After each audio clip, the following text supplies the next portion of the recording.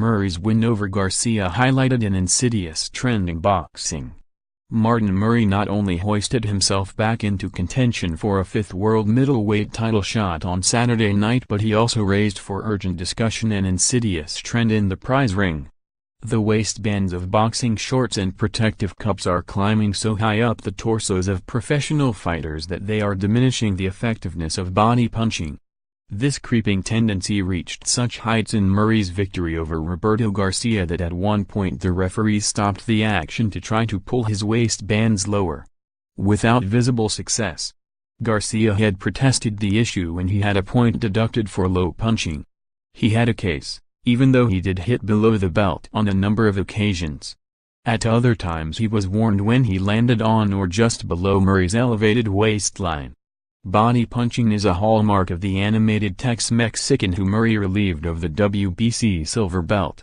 Although Garcia did offend periodically, the height of Murray's protection inhibited him from going to the body, let alone inflicting serious hurt around the midriff.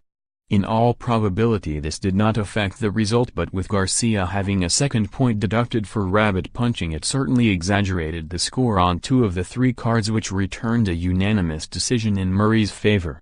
The Panamanian official also declined to punish Murray for retaliating with what looked like deliberate, very low blows.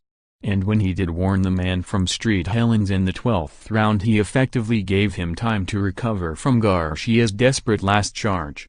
Murray is by no means alone, and certainly not the first to wear his shorts high. Back in the golden era of heavyweights, George Foreman raised his waistband in the latter part of his career. More recently, David Haye's cup climbed towards his ribcage when he moved up from unifying the cruiserweight titles to become world heavyweight champion.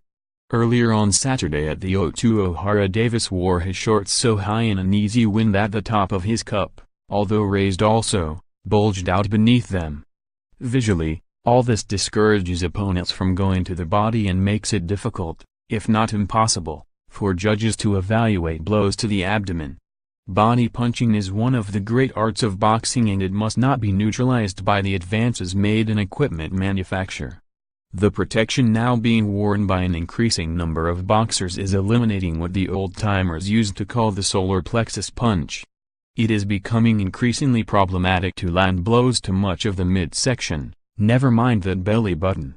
Punches striking the waistband have been entirely legitimate throughout the history of the prize ring.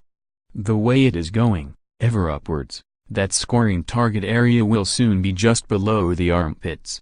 The British Boxing Board of Control, of all the governing authorities in the world probably the most assiduous in defending the noble traditions of the hardest game, need to engage the Alpha Belt Championship bodies in dialogue. Just as the wrapping of hands is closely scrutinized, so too should the demarcation of the waistband. Murray, not least because Billy Joe Saunders has pulled out twice from championship fights against him, has earned a possible 5th challenge for that elusive world title the hard way. So, as an honest and genuine tough guy, a few inches of fiddling is beneath him.